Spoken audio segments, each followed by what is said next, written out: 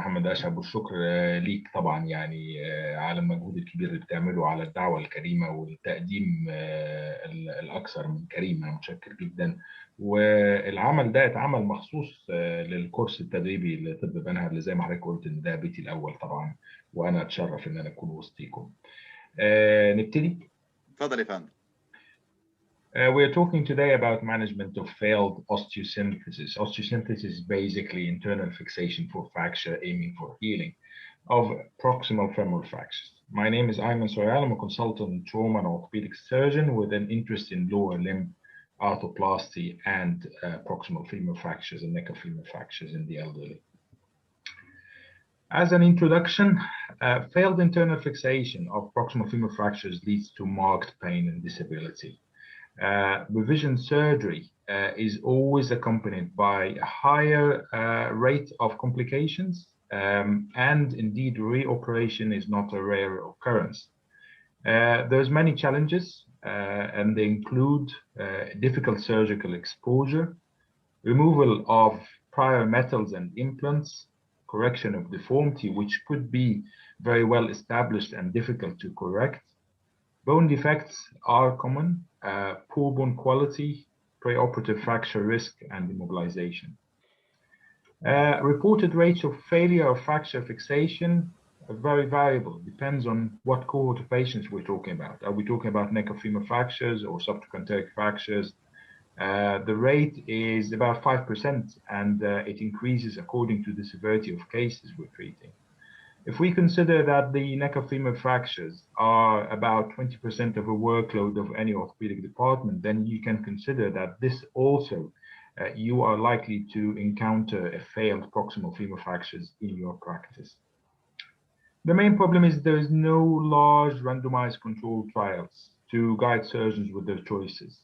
And quite often the surgeons are faced with a difficult situation with a frail patient, and you need to manage. The factors that affect fracture healing have been summarized as early as 1980 by Kofer.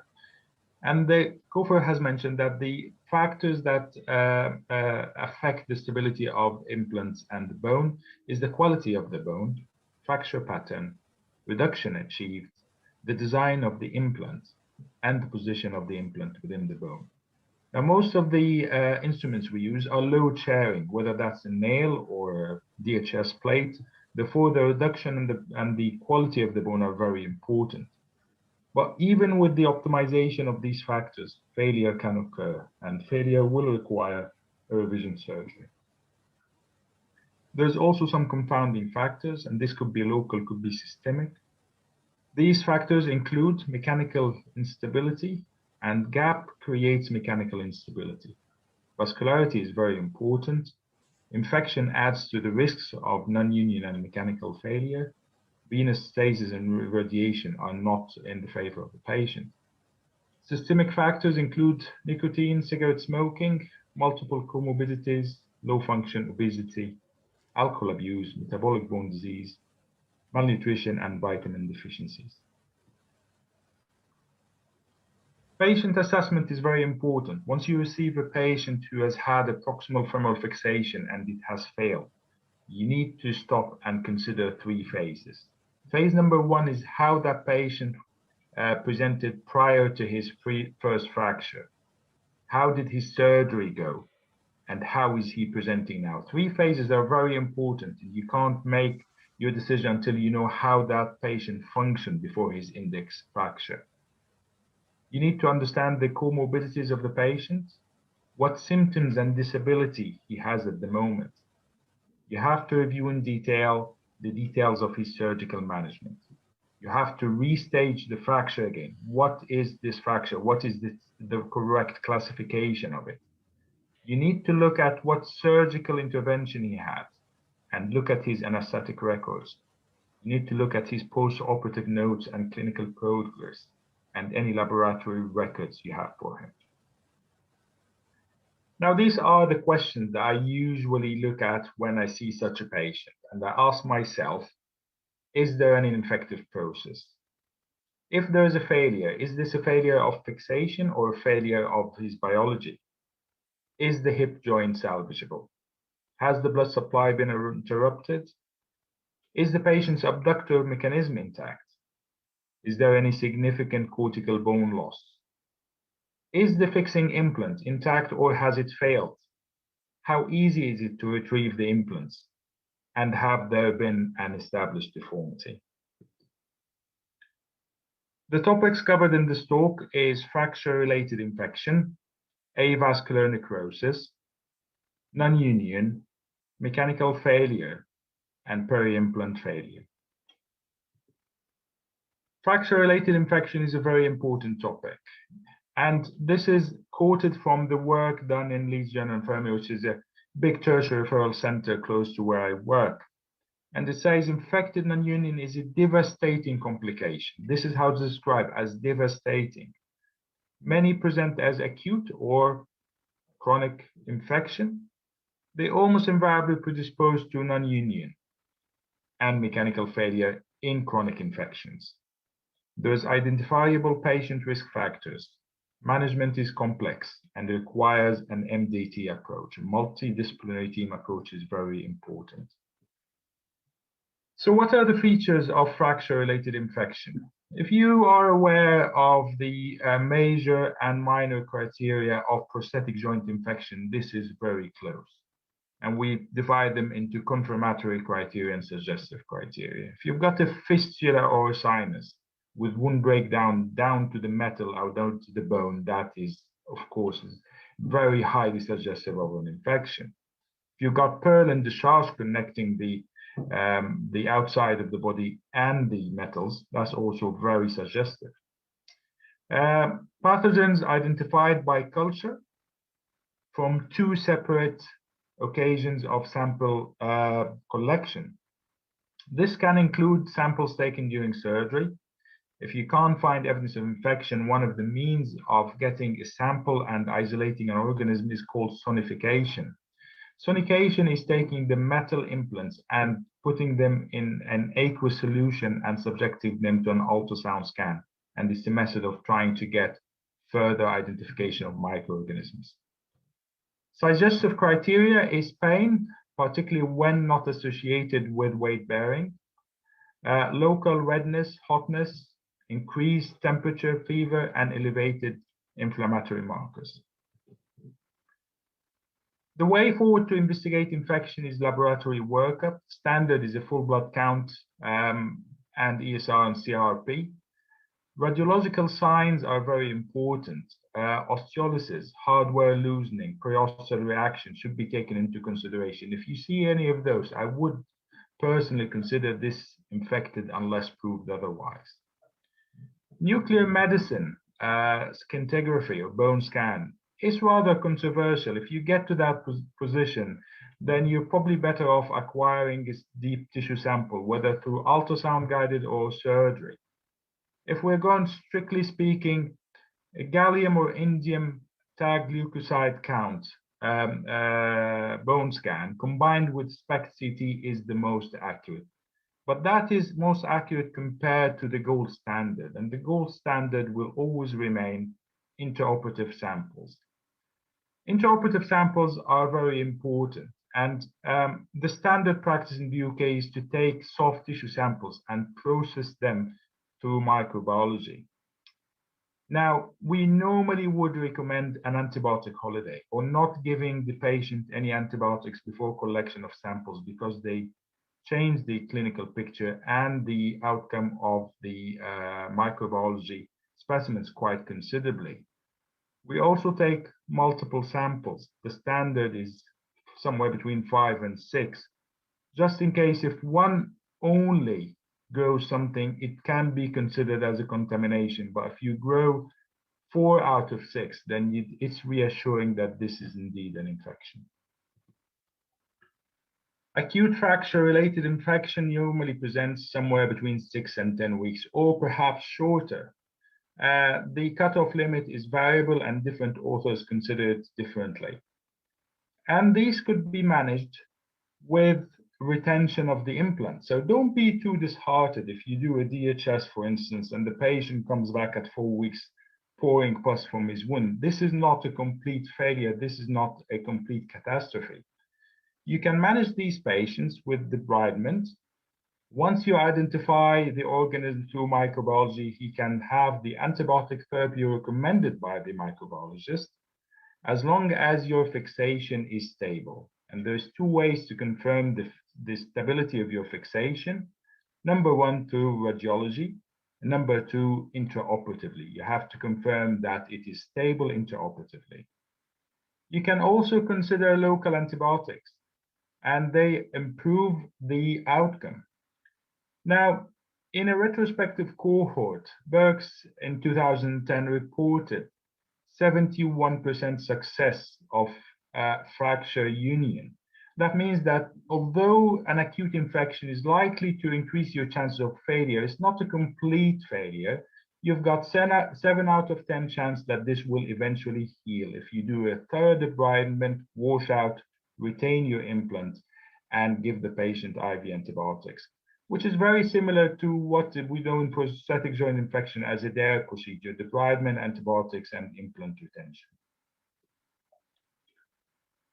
Chronic infection, on the other hand, is totally different. The chances of getting rid of the infection without removal of metal are low. Now, there is a few chances where the patient would proceed to complete union with a low-grade infection. And that's the best case ever. If that's the case, all what you need to do is to do debridement and remove your metals. But if you get a patient with a non-union, you should consider deep infection. As a matter of fact, you should exclude deep infection for every non-united proximal femoral fixation. You should also look at whether there's any risk factors. Obesity, smoking, malnutrition, diabetes, and immunocompromise are all known risk factors. You have to review the prior treatments this patient has. Did he have any long course of antibiotics? Did he have any wound-related problems? Now, even with proper workup, if you've worked up this patient correctly, have had all your homework done, and you've made sure that there is no infection, this is a very important piece of research where it says that with adequate workup for infection, those who have risk factors for infection, you might be surprised in 20% of cases, that's 1 in 5, you will find evidence of infection intraoperatively. Now, there's a number of ways you might find that out. You can have a surprise, it's not a very pleasant surprise, of finding pus inside the wound if you're doing a revision procedure. Or you can look at the soft tissues and see that this is infected granulation tissue. And in these circumstances, you need to keep a plan B, just in case if you do find an infection, what is your alternative management? And also, even if you take samples and it doesn't look infected and they return from microbiology and say, well, actually, this is infected, then you have done your procedure in an infected environment. But most of these cases are low-grade infection, and you have to treat this patient as implanted infected environment and give them adequate antibiotics for a long period of time. Management of chronic fracture-related infections. So the hardware should be removed, thorough debridement, deep tissue culture samples for microbiology, which should be incubated for extended culture 14 days. Most infections of proximal femoral fixations are due to gram-positive cocci. So MRSA and sometimes gram-negative multi-resistant bacilli, coliforms. But we have the Propionibacterium acne and the Streptococcus epidermidis. They are slow-growing organisms and they need longer cultures, so you need to be aware of those. If you're taking out your implant, you should stabilize your fracture by some other means. And basically, instability maintains the infection through devitalization of tissues and preventing neovascularization. Local antibiotics. There's no research looking at the results of local antibiotics in chronic infections related to proximal femoral fractures. But in open fractures, they do decrease the risk of infection with a factor of about 12%. So I think this is very good evidence and could be utilized in that aspect. But how are we going to get our temporary fixation? It totally depends whether the femoral head is salvageable or not. If the femoral infection involves the femoral head, then you're better off excising the femoral head. You cannot get rid of an infection with an infected femoral head, so that needs to be excised, and you need to put a spacer. Now, spacers are something that is well known, and we've utilized them for a number of years. Spacer G are very well known, and they're present in standard and short and long forms, and there's different sizes of the femoral head. They are very unstable, and quite often they require a piece of cement around the trochanter to stabilize them. I quite like the Zimmer Biomet modular molds, because you can prepare your cement in a cement gun and inject these molds, and you have a custom-made spacer then and there. They also have a modular neck, so you can actually mimic the normal anatomy and give yourself a stable construct while maintaining your offset and femoral height. If the femoral head is not infected, and these are very rare circumstances, you need to maintain your alignment. You need to maintain your neck shaft angle. So if the fracture is proximal, you have got a choice between external fixator. You can also use a spanning external fixator to the pelvis, although the pins tend to become loose quite quickly, or you can use a custom-made intermedullary device with antibiotic cement surrounding that. Now, this is a case discussion, because I decided in this talk that we are going to put the case discussions between the evidence and the theory, just to keep everyone interested. So this is a 77 years old male, good mobility, had a fall, unsustained disc fracture, which is graded as AO classification A21 of the left hip. You have gone through this internal fixation using a DHS, and it appears to be a good reduction, with the AP view showing a good tip apex distance. In the lateral, it sits a little bit posterior in the femoral head, but within the middle third. So overall, this is a reasonable fixation. Patient have had an uneventful few weeks following surgery, no wound-related problems, went home, and no other complication. But then at 8 weeks presents with this. So the patient have had complete failure of the DHS plate, was cut through of the lag screw, and comes back with an elevated CRP. White cell count is high. He has a temperature, but otherwise no other problems. But soon after, he developed sepsis. Sepsis is a very, very important issue, and everyone needs to be aware of that, because patients can deteriorate very quickly, and they get into septic shock with hypotension, and they need life-saving management, and they need the input from an intensivist, they need intensive care, and they need a lot of management. So the patient was taken to theatre and had a debridement as part of his resuscitation. So the whole of the femoral head was infected. The acetabulum was not affected, and there was no evidence of infection going to the acetabulum. The correct size was not present because normally the sizes go bigger as we wean the acetabulum. That was not needed. So the patient ended up with a debridement and an antibiotic fashion spacer. Now, the patient have had a number of debridements ever since, and after his infection have cleared, the inflammatory markers normalize with IV antibiotics to 6 to 8 weeks course, and have had a number of aspirations under ultrasound guidance, and they are image guided, and they were negative. And the patient eventually had this as the final stage, which is a proximal femoral replacement with a constrained hip. The constrained hip is basically because there was no abductor function, and if anything was put except this, it would have been unstable. So this is definitely a means of managing these cases. These are complex cases that require immense capabilities, and there is always a chance of recurrence of infection. Now, I've not had a case where the femoral head was salvageable, but I've quoted this from the work of Saito et al. In Japan, and they report a series of patients that had infection and had a salvageable femoral head. So for their work, they've done a debridement, they've put an intermedullary device, They've put antibiotics beads, and they gave 6 weeks of antibiotics, and then they went back for the refixation. They used the Diamond Houston type of fixation where they inserted the lateral cortex intramedullary, and they have given the patients acute shortening, which is value about 3 to 5 centimeters, and then have done lengthening through the supracondylar region. And that is also you need very high capabilities to do such a procedure, and you have to be wary of the fact that the infection might recur.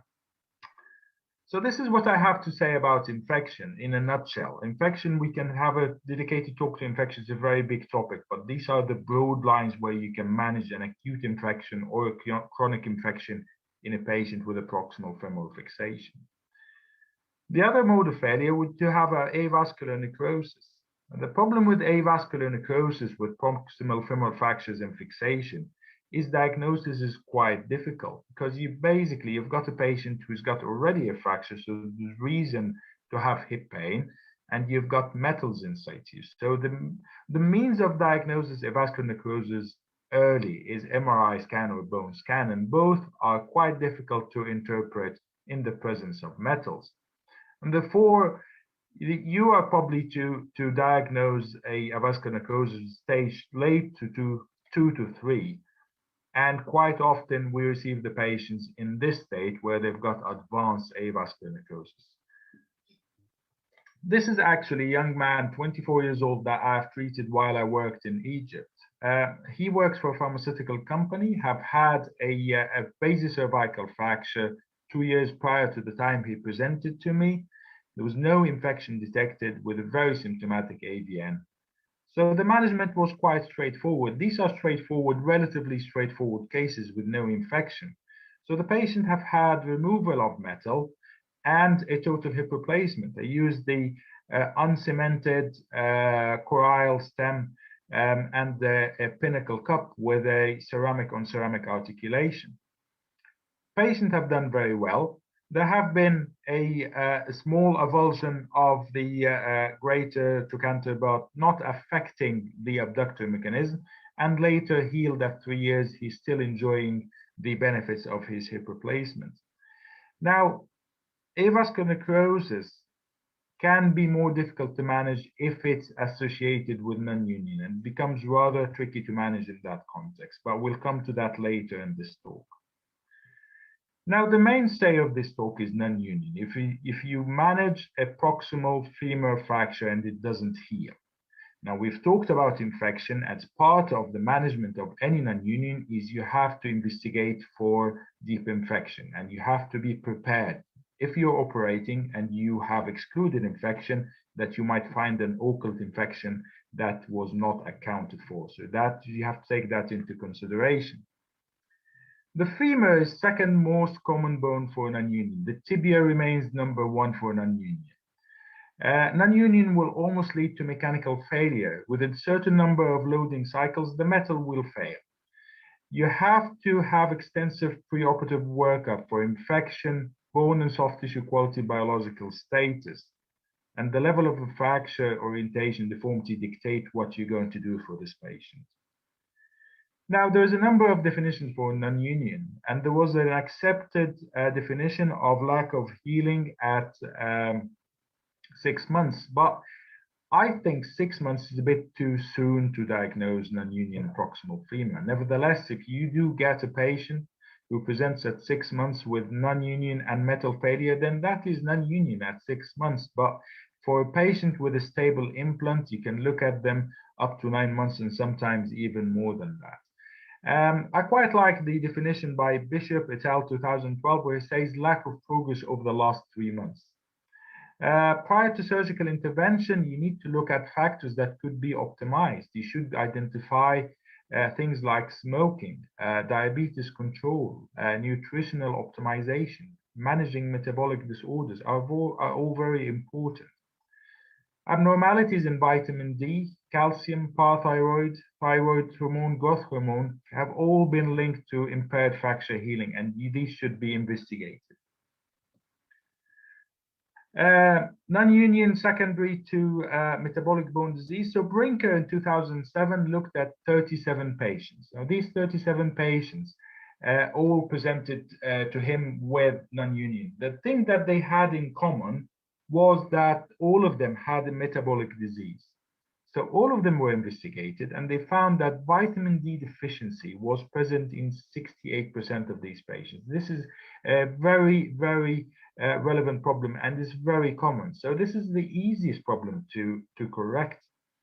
Calcium imbalance, central hyperorganisms, thyroid and parathyroid problems are also prevalent.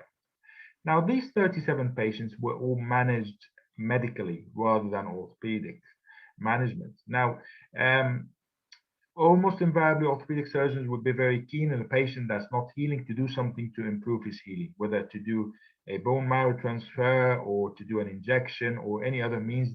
They're worried that the fixation will fail. But these patients were managed purely medically, and 8 patients, 21% of them healed without orthopedic intervention. So that is how common endocrinal problems are and metabolic disease, and they need to be corrected adequately before we do anything. There's also the osteoporosis medications, which is quite relevant in the older, frail group of patients that we normally see. And sometimes a very valid question is, do we continue the osteoporosis treatment in a patient who have had a neck of femur fracture? So what happens if the patient is having a redo fixation? Becomes of a more important question. So calcium and vitamin D, we've got weak evidence that they help fracture healing, but it's a very safe supplement, so there's no problems with that.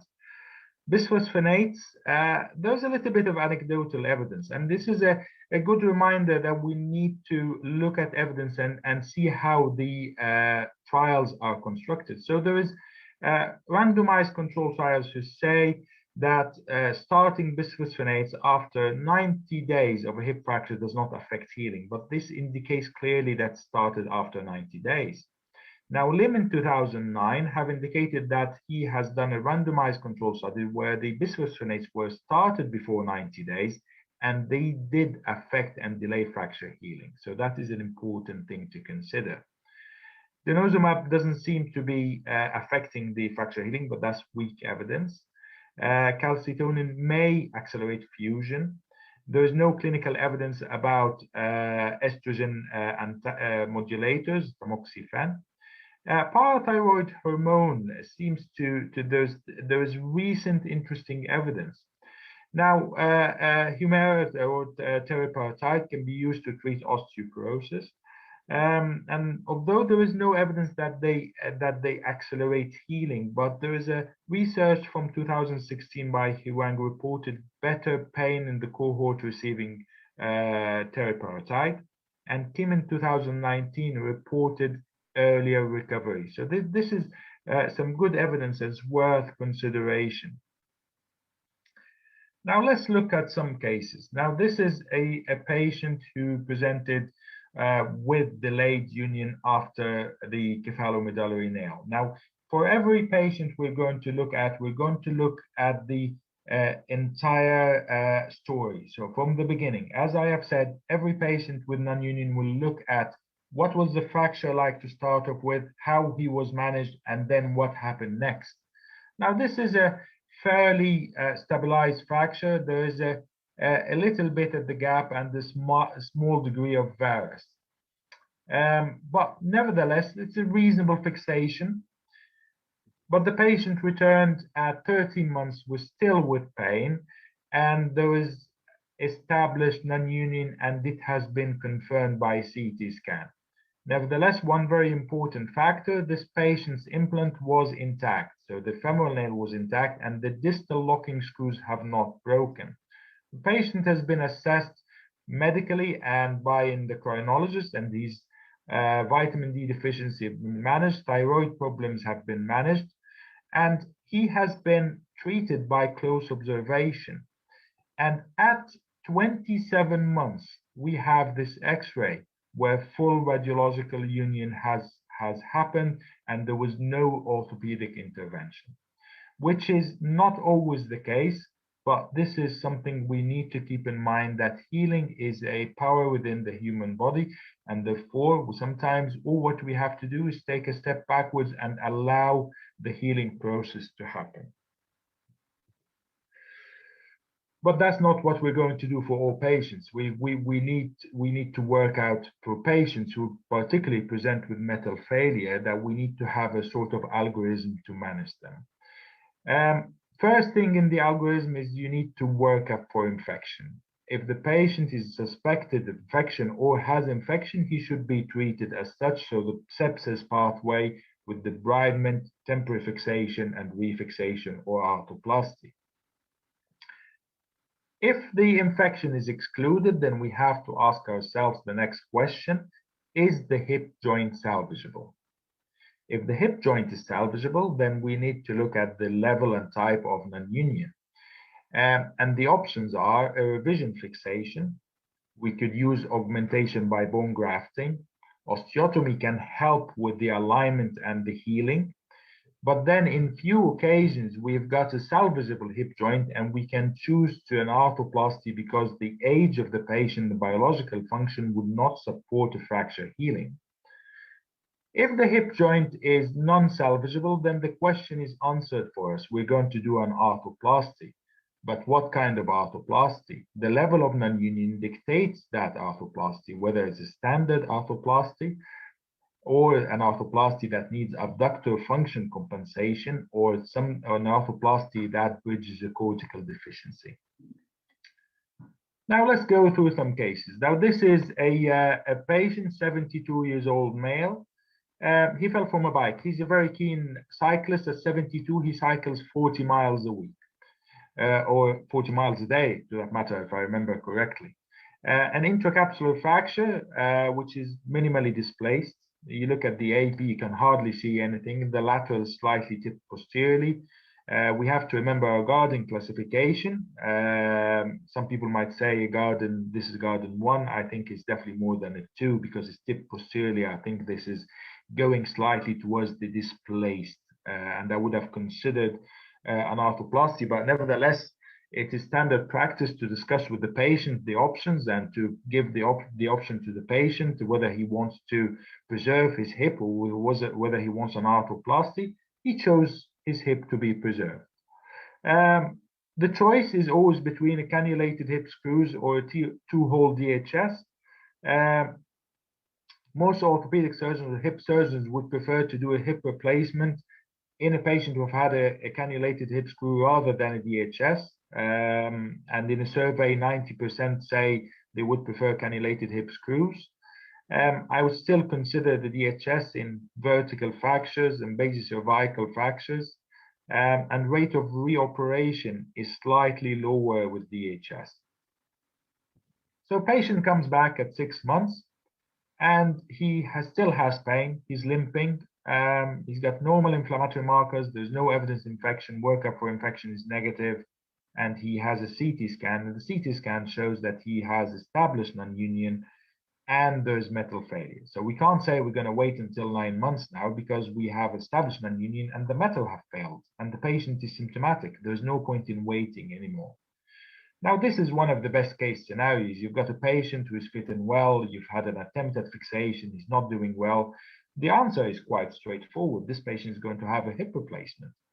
So workup for infection, there's no infection. THR performed, cemented hip, regular articulation. Any extra cement that's extruded from the screw holes of the CHS is removed under direct vision. You can see them through a posterior approach.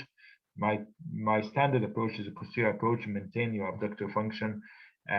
So this patient have done well. He have recovered well. He went back to cycling, and this is one of the most straightforward scenarios. But things are not always that straightforward. Things can become really difficult as the fracture pattern changes. Now, this is another patient.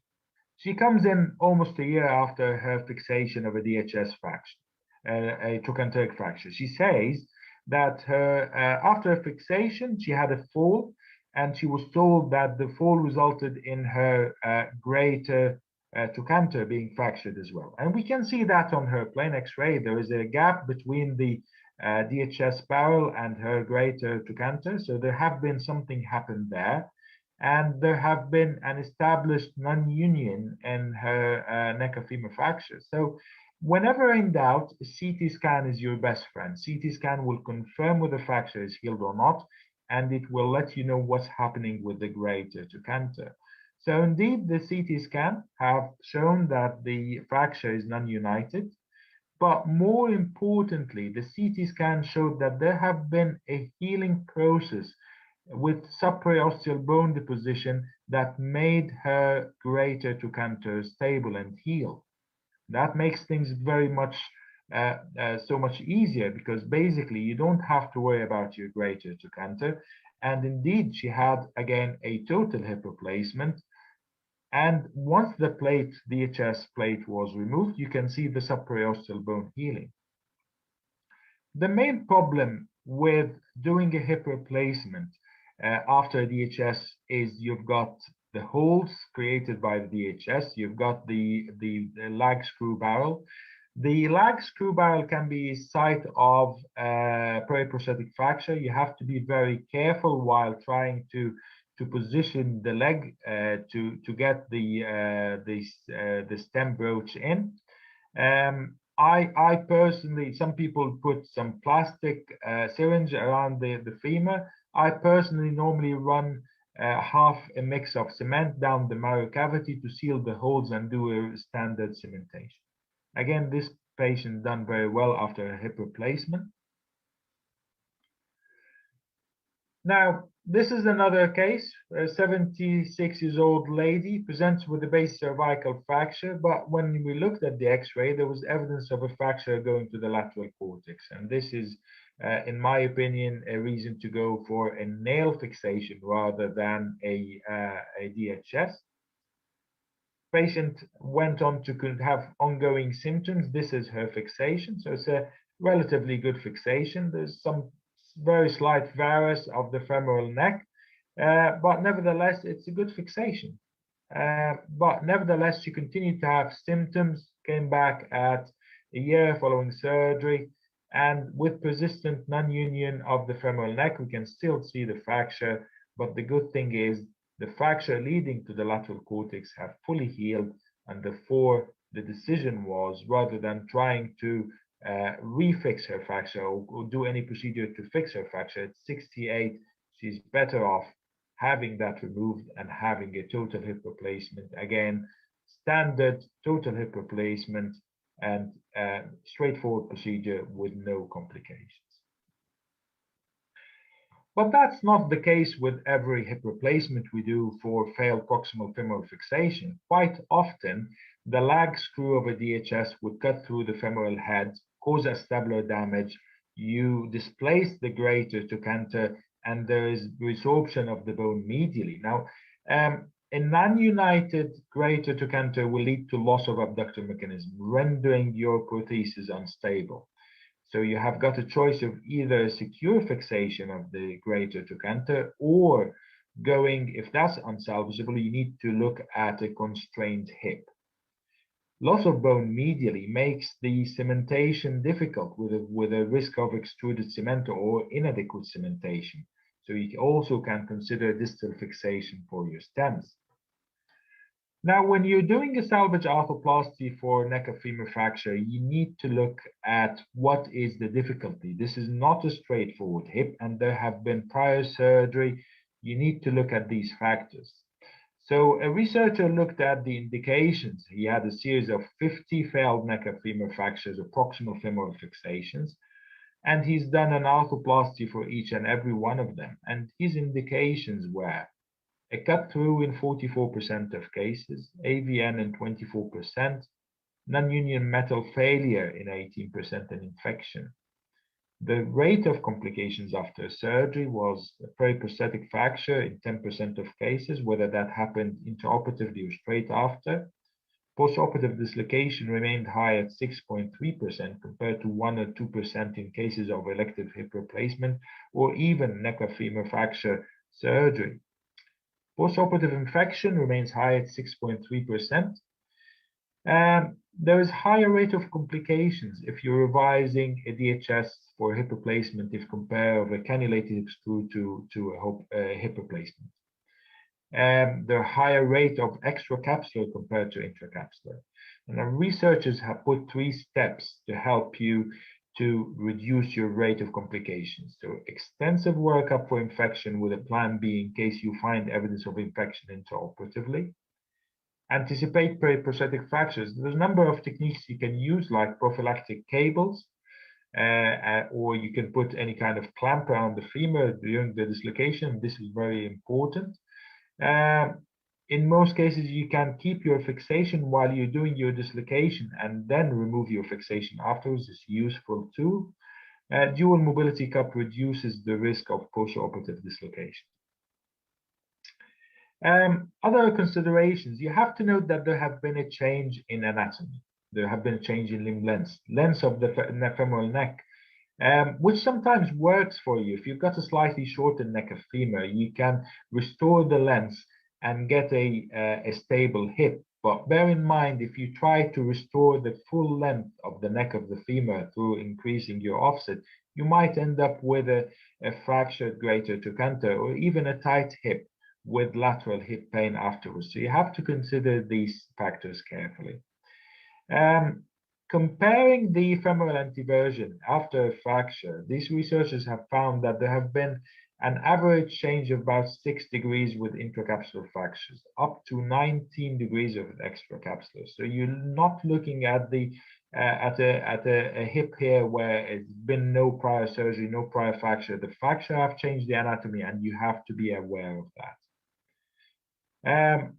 The integrity of the abductor mechanism is very important. You have to consider this, what we call the stability ladder. So we've got a standard hip. I would normally consider a standard hip with a slightly higher femoral head, like a 32mm head. Dual mobility decreases the rate of dislocation to almost half, reported other series. A constrained hip would be the ultimate solution, but nevertheless, I wouldn't go there unless I was really concerned that there is no abductor function at all. Now we've talked about the evidence and the science. Let's see another couple of patients. That this lady, 68 years old, she presents with a perfectly healed neck of femur fracture. She's had cannulated hip screws with the unusual 2 distal screws. We normally would put 2 proximal, 1 distal for the risk of subtrochanteric fracture, as I will note in other cases during the course of this lecture. She insisted on having these removed. So although removal of metal doesn't necessarily carry a benefit, but they're nicely done screws, and she was adamant that she wanted them removed. She had them removed, and then she presented to the emergency department 3 weeks after removal of screws after a fall, and she has broken her neck of femur, as you can see in this x-ray. Now, there was no eminent concerns about a fracture to her greater trochanter. There is some comminution at the tip. The fracture is quite basal, but nevertheless, the right solution here is not to try a refixation. A fracture has been fixed and healed before. The chances of rehealing in 68 years old is low, so that the decision was in a fit and well ladies to have a hip replacement. During the course of the surgery, I found that actually she has fractured her greater trochanter, which was not seen here. Tells you of the value of a CT scan. If in doubt, get a CT scan, which didn't seem the case in this particular occasion. So my choice was to fix the greater trochanter at the time of doing a total hip replacement using this GTR plate. And this is a very good plate. I use it quite often, and my preference is to pass the cables underneath the iliopsoas tendon around a trial stem to get the fixation right and completely reduced before I cement my prosthesis. And I would aim to get the fracture quite well reduced so the cement wouldn't get into the fracture site. This is the direct post-operative images, and the patients have done really well. 2 years after, stable prosthesis. This is the cable-ready greater trochanter reattachment plate by Zimmer. and the fracture is completely healed, you can see that passing the wires around the iliopsoas tendon has caused some calcification in the material of the tendon, but nevertheless, this is stable fixation. Patients have got a very good outcome.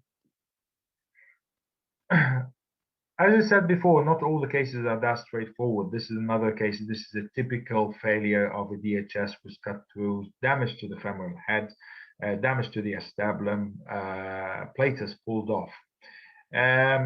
Again, exclusion of infection is very important. Then assess the bony anatomy and then decide whether you're going to salvage your greater trochanter abductor mechanism or are you going for a constrained hip.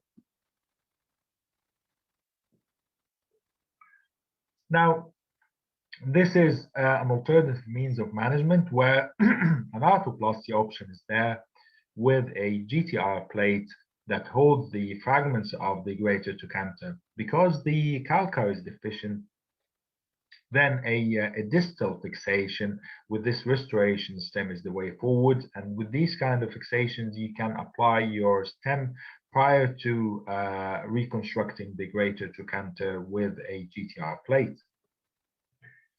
The restoration stem gives you quite a very good options. You've got distal fixation. You got a metaphyseal sleeve that you can got a choice between height and thickness, and you've got options for your titanium acetabular shell where you can restore and you can have got wedges to apply whether there have been damage with the lag screw cutting through the acetabulum as well. There's a number of challenges. You've got the deformity of the proximal femur. You could have a malunited femur. So trying to get the tube construction around the stem can be challenging. Quite often you get poor bone quality or bone defects. Preoperative fractures can happen. And postoperative complications, dislocation is a risk. Lateral hip pain because of the GTR plate is a risk. So these are all important things to consider.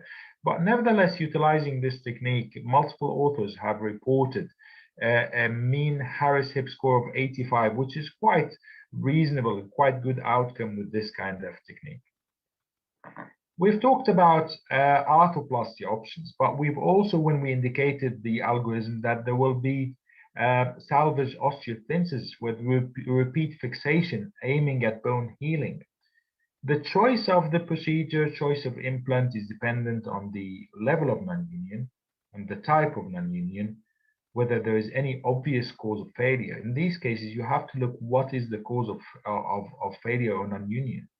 These patients need careful optimization. If you're aiming for a refixation and hoping that the fracture that not healed in the index procedure to heal, this patient needs adequate optimization. Quite often we need bone grafting, and you need to look what available resources you have. The types of non-union, historically Weber and Jack classified non-union as hypertrophic, atrophic, and oligotrophic. So generally speaking, the old descriptions as what they call the elephant's foot and horse's hoof and atrophic, basically you're looking at either hypertrophic or atrophic. Causes are mechanical, infection, dead bone and the gap, and host-related factors. Generally speaking, hypertrophic is a fracture that wants to heal, but there is too much mobility at the fracture site and before the fracture is not healing. Atrophic, where the biology of the body is not working well enough, whether that's due to interruption of the blood supply, although that's debatable, but basically the dysfunction is in the biology. And you can only judge that if you've got adequate fixation to start off with. Researchers like Mills look at the reported causes of non-union, and in many cases, the mechanical factor is one of the leading causes. With infection, of course, is another cause, and host factors. Normally you get more than one reason. Therefore, when you get more than one etiology, it's difficult to quantify what caused this patient to not heal. Now, this is a very good work by Pantelli in 2015, and this is a paper that looked in depth as regards causes of non-union and what are the backgrounds and the science behind non-union. Now, with atrophic versus hypertrophic, the presence of bone tissue or bony islands is sparse with atrophic and quite common with calcification with hypertrophic. Necrotic bone is more prevalent with atrophic. Bone conduction is mainly endochondral. With hypertrophic, you've got both endochondral and intramembranous. With the atrophic being oligocellular and the hypertrophic having more cells, mostly fibroblast-like cells. The vascularity, the evidence is anecdotal. There's a number of researchers who reported a good number of neovascularization despite atrophic non-union, but generally speaking, the agreement is that hypertrophic will have excellent blood supply and excellent neovascularization. And of course, the bone morphogenic proteins are very important, very abundant with hypertrophic, and they're in shortage with atrophic. So what are the types of bone grafts we're going to use to augment our fixation? We can use the patient's own bone grafts, autograft, whether that comes from the iliac grafts. The problem with iliac bone graft is donor site morbidity. Quite often these patients where you take an iliac bone graft, whether that's just cancellous or tricortical, you end up with a painful graft site. The patient comes back and says, my hip is all right, my femur is okay, but where you took the bone graft is very painful. That quite is the case, and there's a risk of injury to the lateral cutaneous nerve of thigh as well.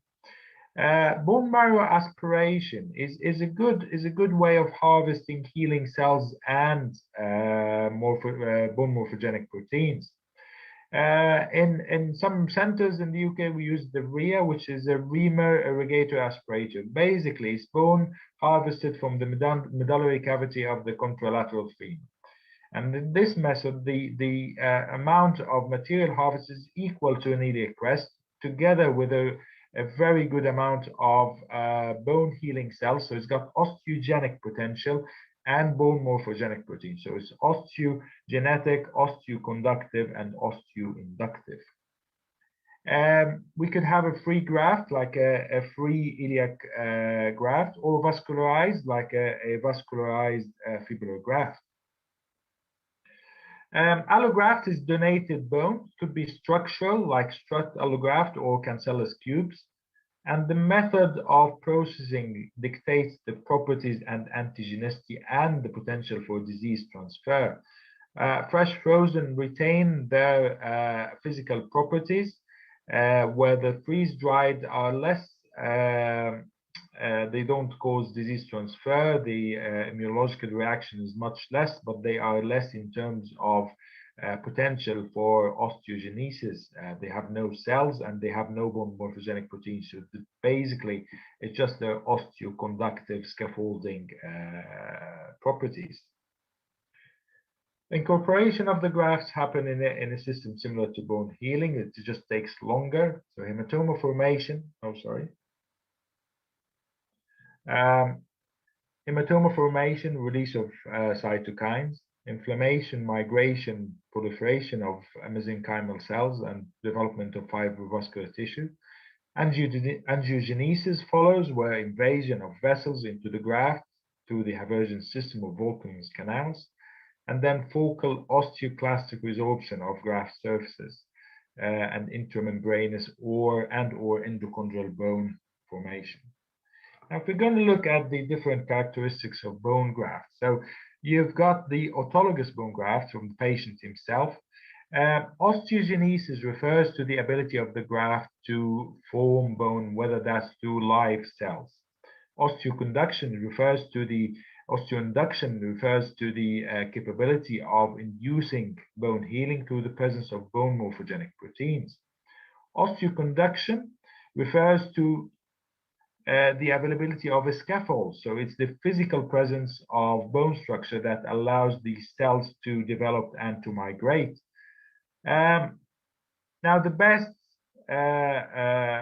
graft material would be a vascularized, because this is provides osteogenesis, osteoinduction, osteoconduction. It has good strength and it adds to the vascularity, but nevertheless, that requires quite a lot of resources to harvest a fibular graft with its peroneal vessels and do a microvascular repair to the lateral cutaneous, to the lateral circumflex femoral vessels. It requires a lot of resources.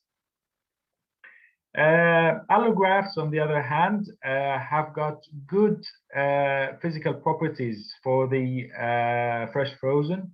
Once they're freeze-dried, they lose most of their strength and they lose their osteoinductive effect as well. Bone substitutes, they act only as scaffold, but a way to provide these bone substitutes with osteogenic and osteoinductive properties is to mix them with bone marrow aspirate. So this is a good way of providing a scaffold as well as healing potential. So what are the levels of non-union? We'll be talking about the non-union in the femoral neck and the intracapsular fractures. With the main problem in these fractures is interruption of the blood supply of the retinacular vessels. Extracapsular fractures have got excellent blood supply, and the rate of complications is the least of the three categories we're talking about. Again, when we come down to the subtrochanteric fractures, the rate of complication non-union is higher. It's an area of watershed blood supply and very high stresses, and that's why these fractures fail. With intracapsular fractures, we've got the tenous supply of the femoral head and the retinacular vessels, and then we have to look at the fracture orientation, Powell's angle, and what was the method of fixation initially, whether it's cannulated hip screws, two-hole DHS, and what type of non-union. Is this an atrophic non-union? Is it hypertrophic non-union? Bone grafting for intracapsular fracture is difficult. You can imagine that it's an intracapsular fracture, so putting bone graft around it is rather a very difficult topic. Now, these are the options for a failed intracapsular neck and femur fracture fixation. You could choose to have a vascularized fibular graft together with fixation because these are not strong enough to hold the fracture on their own. You can do an osteotomy and you can do your intertrochanteric osteotomy, stabilize it with a blade plate or a DHS. Now, the method is been popularized by Powell's, modified by Muller, provided that this is a young patient that you're very keen to preserve his hip. We're not talking about a 6-year-old patient. We're talking about a very young patient that if he gets a hip replacement, mean a number of revisions in his lifetime. So it needs also, this also needs to be planned very carefully, where you look at your fracture angle and plan how much you're going to take off the trochanteric region and the amount of correction. Now, as an example, this fracture has a Powell's angle of 2 with 50 degrees to the vertical. And the plan was to remove the cannulated hip screws and do a trochanteric osteotomy and then vulgarize the fracture to be able to turn the shearing moments into compressive moments and therefore help the healing.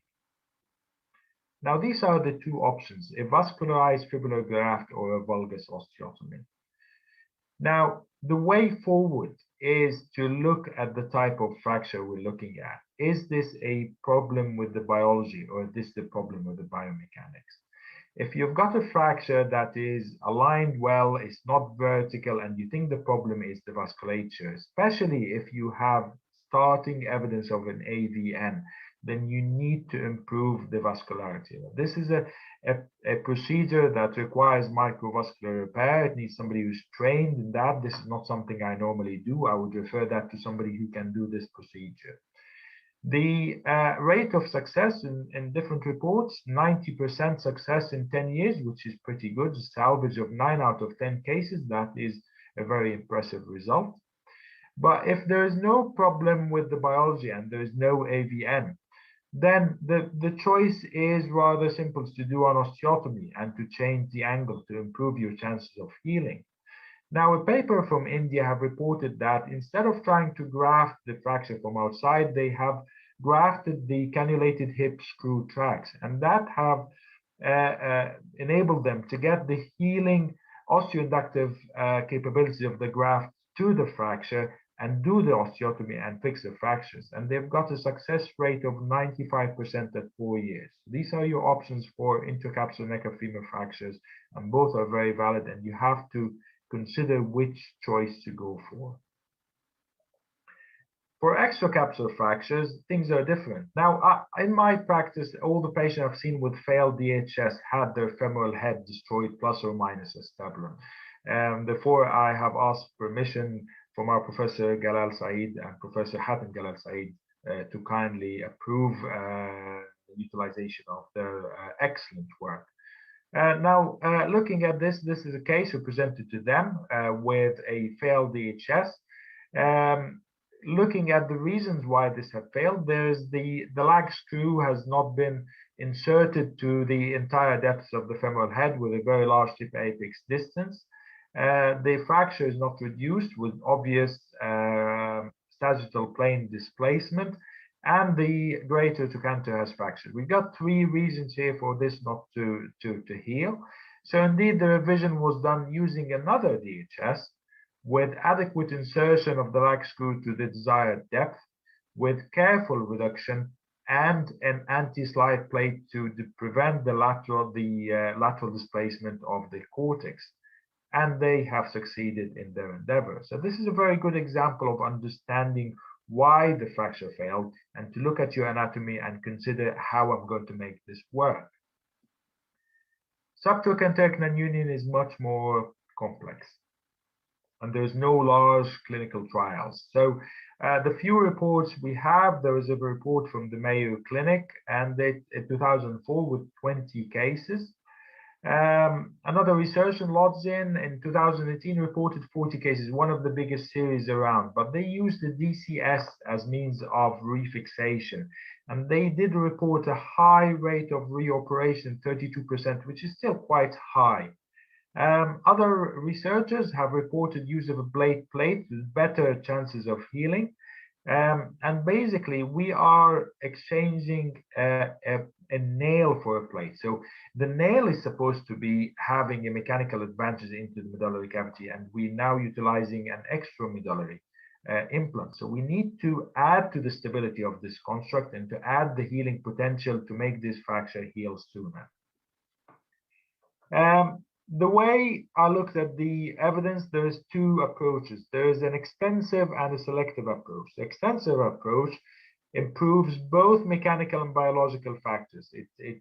There's extensive debridement and repair with extensive bone grafting techniques. Selective approach improves the most likely cause of non-union, and this could be tailored to patients with less morbidity. Nevertheless, the chances of having a revision of the procedure are higher.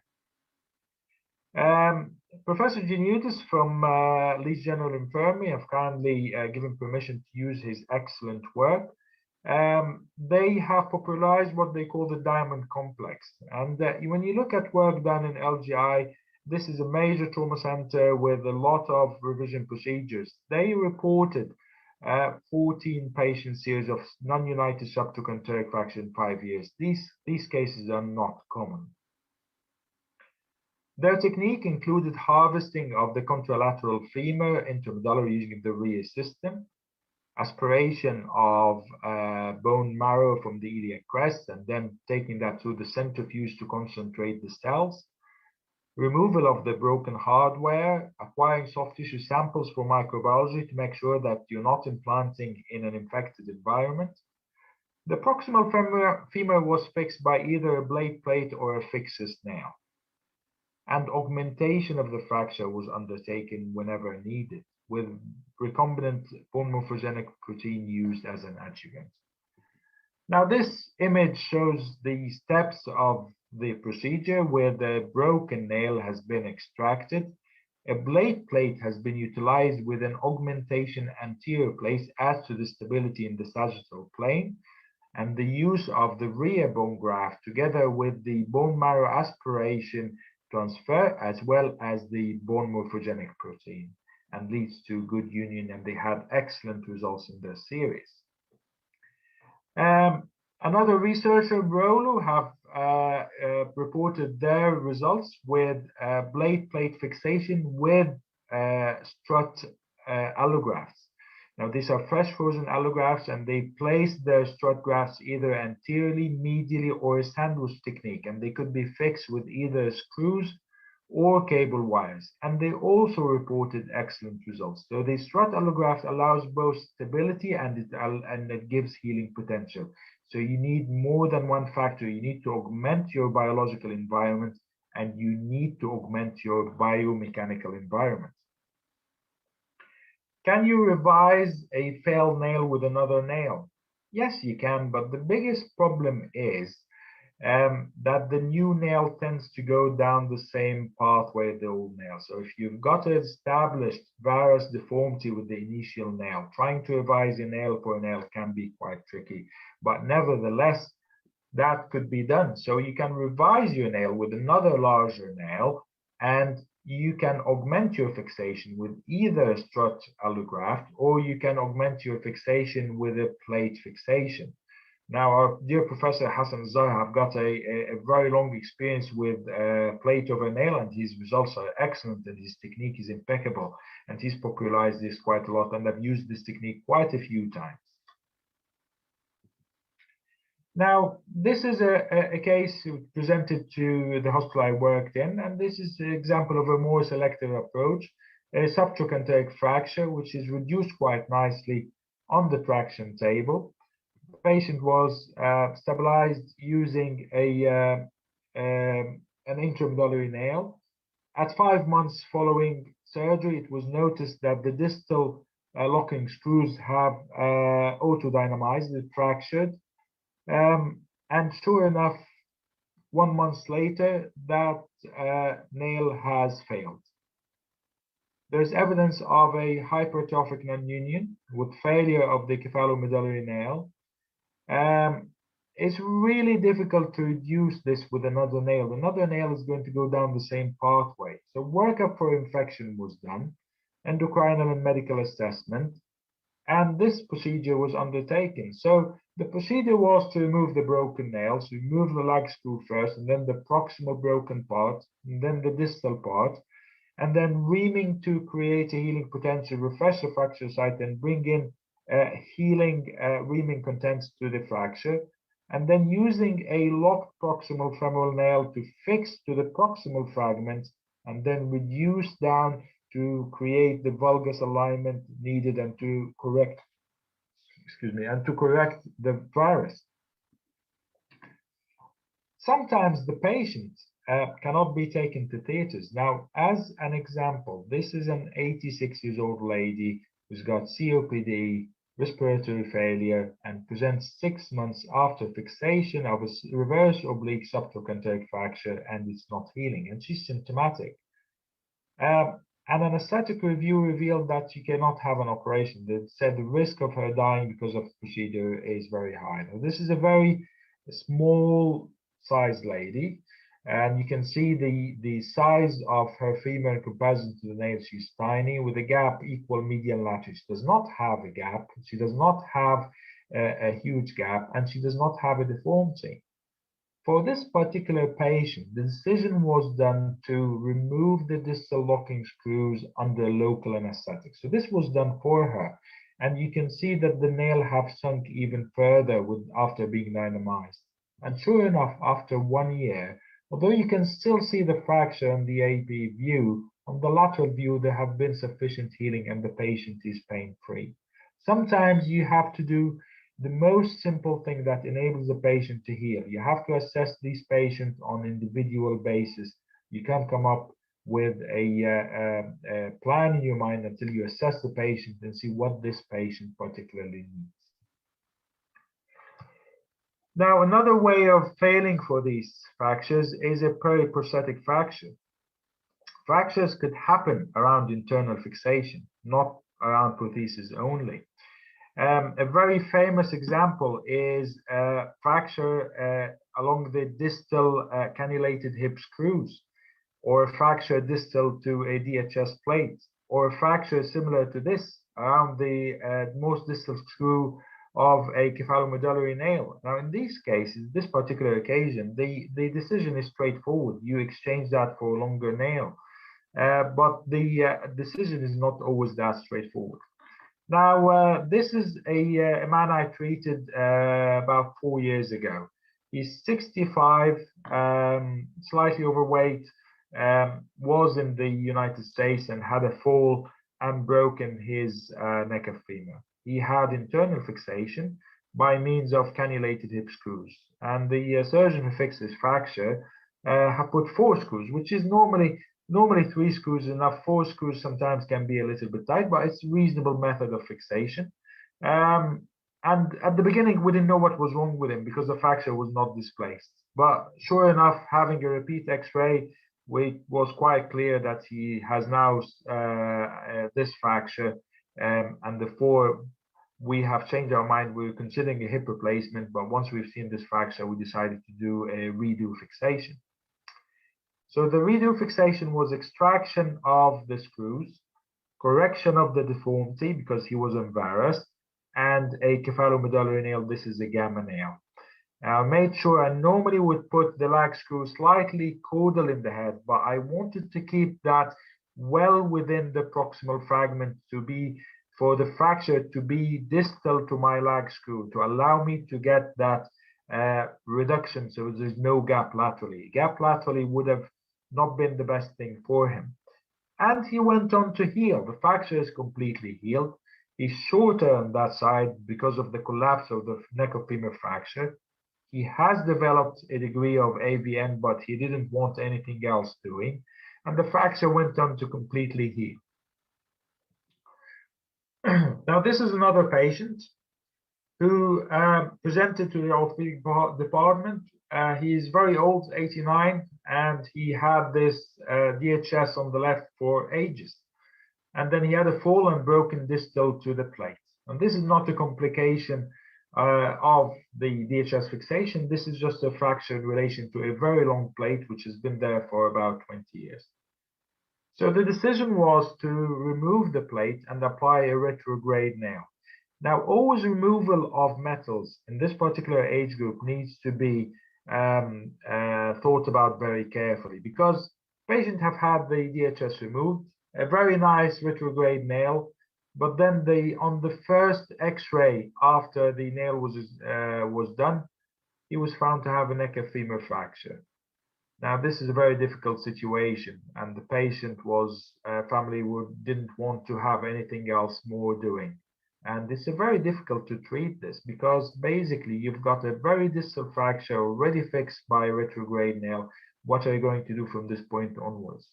The patient was not in the best of health, and the family didn't want any more surgery to be done.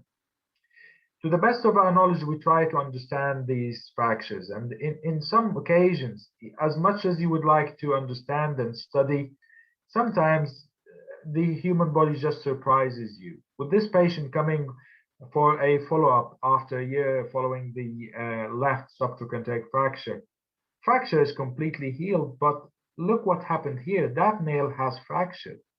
And when a nail fractures, that means that there have been an ununion. But this nail fractured, and then the patient went on to fully healing.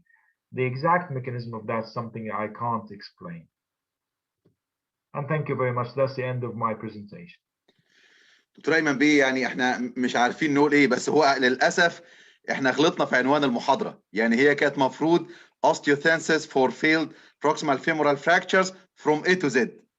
حضرتك ما شاء الله ما سبتش حاجه الا ما قلتها يا دكتور ايمن. انا tried ان المحاضره تغطي كل الشانسز of things not going according to plan، لان دي حاجه انا يعني وانا اخصائي في مصر وانا يعني ببتدي المشوار بتاعي، كان سؤال دايما بيدور في بالي: what happens if I get a complication? What to do next? These are always very stressful conditions. You've got a patient who's frail, you've got a complication, you need some form of guide to help you what I'm going to do for this patient.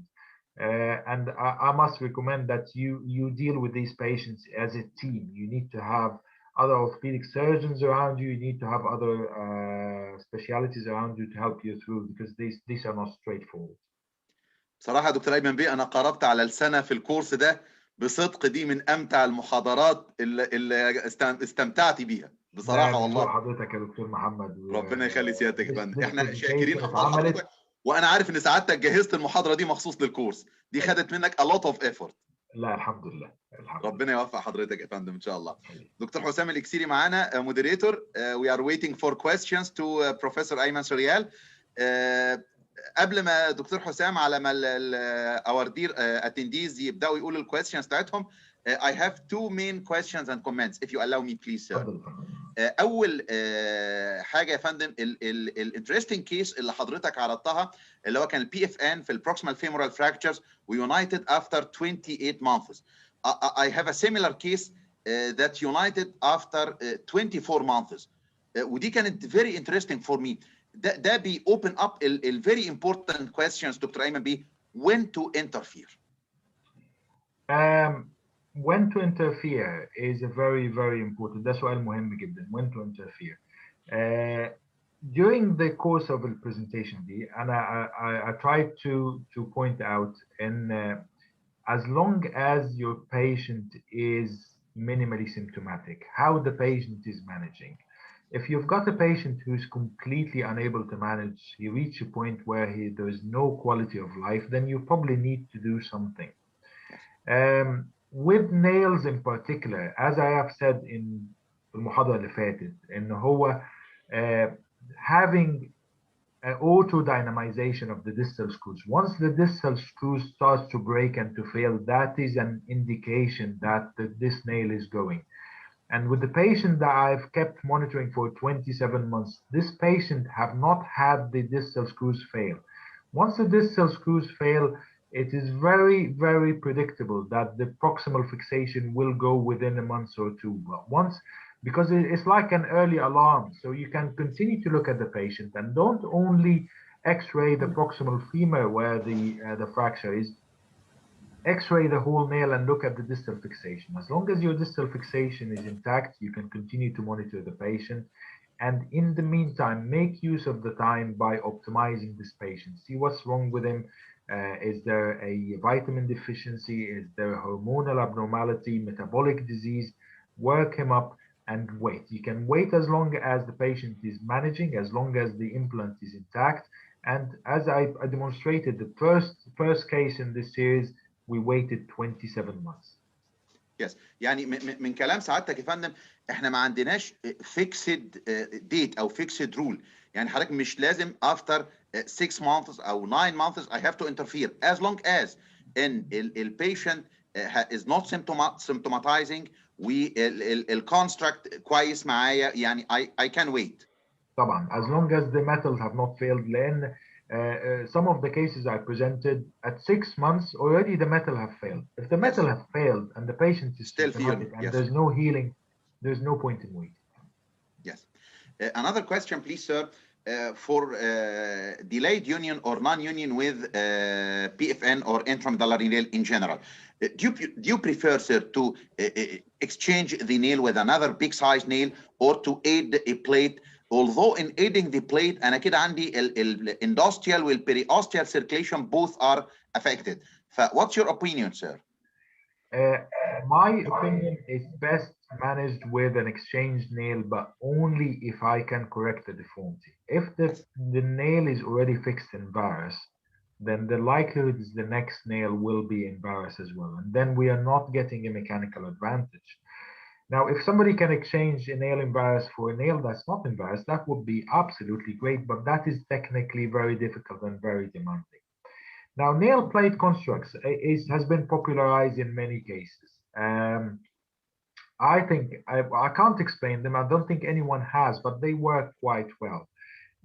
But if you can't correct the deformity, there's no point in putting another nail. Then you have to go for an extramedullary. The extramedullary gives you a lever arm where you can fix. You put a blade plate or a proximal femoral locking plate, and use your plate to change the angle, the neck shaft angle, to put the construct in valgus, or at least improve the varus. Sometimes if you've got a very tight abductors and they're holding the fracture in varus, sometimes you need to do a partial release of your abductors to improve that. But you need definitely, the revision setting is not a forgiving setting. And you can't go in and redo the procedure without correcting both biological and biomechanical properties. Otherwise, you will end up with another redo. And the chances of healing after another redo become very minimal. Thank you so much, sir. Dr. Hussam, any questions for Professor Ayman? Yes, thank you, Dr. Ayman, for this precious talk. Dr. Ayman. Thank you. It's very updated. Yeah, thank you. Actually, I'd like to, from the last question from Rashad about plating.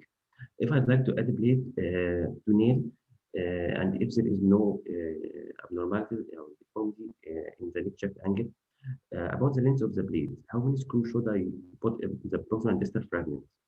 And about the screw, should it be bicortical or unicortical? Putting plates around nails, I don't think there have been anyone who researched how long the plate needs to be. The ones I have applied, the minimum is to have at least two screws on either side, so either 2 or 3. Regarding the length of the screws, when you look at these screws on an x-ray, because you're going around the nail, you have often to diverge them away from the nail. So the x-ray, they always look as if they're unicortical, but they are not. Because they are at about an angle of 60 degrees, the second cortex they capture is anterior or posterior to the nail. So they always look as if they're short screws, but in reality, they are long, because they don't go across because of the presence of the nail. But I would say somewhere between 2 or 3 screws on either side, and you have to distribute them front and back of the nail. If you're using a graft, you can use this plate to hold the graft in place. And if the graft is ideally on the medial side, you can connect the graft to the plate using cables. So these are your options. But yes, it's a good tool. And I've used it in proximal femur, I've used it in distal femur, I've used it in humeral fractures with good results. Okay, thank you. About the case you present, sir, about the non-united transverse cervical who was managed in the United States. You have removed the screws and you put a nail, you put another nail. Is there a biomechanical, from biomechanical point of view, is there a difference in the union rate about long and short nails? As I saw that you had used the long nails. I always use long nails, and basically there is in the literature, if you look at my last presentation, there is no difference in healing or fixation between long and short. The only difference is with the shorter nails, there is a chance of a periprosthetic fracture through the distal screw. So I always go for a long nail. That's my choice. And I find them, in my experience, they are as easy as the short nail, and I've protected the whole bone, and I forget about it afterwards. Thank you, Dr. Ayman. Thank you. From our attendees, there is a question from Dr. Wael. With infective non-union with fractures, do you recommend 1 step or 2 steps for definitive fixation or arthroplasty?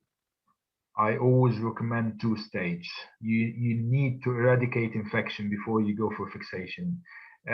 Some centers would like single-stage revisions, like go in third debridement. The main problem with proximal femur fractures, the main difference from distal femur is the external fixation or ring fixator is not an option. So doing a bone transport is really difficult for these cases. So you need to eradicate infection to be able to implant either another fixation device or an arthroplasty. There is another question. In case of unreconstructible abductor muscle, is a dual mobility total hip replacement enough or better to constrain hip? I think a constrained hip would be a safer option. Dual mobility is a good option in case that you are worried about the soft tissue sleeve or a dislocatable hip. I mean, but with total absence of the abductor mechanism, I think you have to be very careful with those and go for a constrained hip. Another question on an intraoperative fracture greater trochanter in putting a gamma nail for subtrochanteric. What will be the best option for fixation? It entirely depends on the level of the fracture. If we are talking about the tip of the greater trochanter, small avulsion fracture, you can use a suture material to try to bring it down and suture it to the rest of the femur. If we're talking about a large fracture that goes beyond the entry of the lag screw, you can use your lag screw in the lateral aspect to not use a very short lag screw and use your lag screw to stabilize that. If you've got a fracture in between, you have a few alternatives. So you can do a tension band wire around your nail. That's a possibility. I've not yet encountered a greater trochanter with a fracture with a nail that needed like a GTR plate. That would be a little bit of unusual approach, but usually a suture or using the actual lag screw of the nail to hold that in place. Okay, thank you, Dr. Ayman. There is no more question from our attendees. But I have a question, please, Dr. Ayman. In case of pathological fracture, we know that the rate of non-union is high. So you recommend using cephalomedullary nail cemented? I would always recommend cephalomedullary nail with pathological fractures. There's a number of ways to treat them. I mean, you could effectively use a long DHS, and this fairly acceptable, but the main problem with pathological fractures is that the tendency to delayed healing or not to heal altogether. But then you have to look at the bigger picture. What secondaries are we talking about? Is this secondaries because of an aggressive tumor? What is the patient's life expectancy? And is there any further disseminated disease? For the less aggressive tumors, the patient tend to live more like cancer prostate, but they tend to not to be progressive, and the patient can mobilize quite well. So I would always go for an intramedullary device with pathological fractures. That's my choice. The main problem is dissemination of the disease within the medullary cavity. If you've got a proximal femur lesion, they tend to go all the entire length of the bone. And there is a number of ways that you can use to mitigate that. So one of them is irrigation and aspiration of the medullary cavity before you implant your nail. There is another alternative is to use a venting technique. So basically, just distal to your pathological lesion, you could use something. If any of you have used the aspirator for cementing of the acetabular component, it is just like a outflow cannula for a knee arthroscopy, and you drill a hole in the femur just distal to the lesion and connect that to suction. And basically what happens when you're inserting your intramedullary device, any debris or particles from the tumor trying to go to the distally, with the suction it will be carried out if you're putting also irrigation through. This is a good technique to prevent spreading the tumor all through the medullary cavity, but nevertheless, that's always a possibility. And it's always good practice to discuss these cases, somebody who operates on bone tumor, to see whether he has any other view. It's just good practice always to discuss these cases first. Thank you, Mr. Ayman, for this very precious talk. Thank you very much. Finally, I would like to thank Professor Ayman Sorial from UK for joining us tonight. Thank you so much, Dr. Ayman.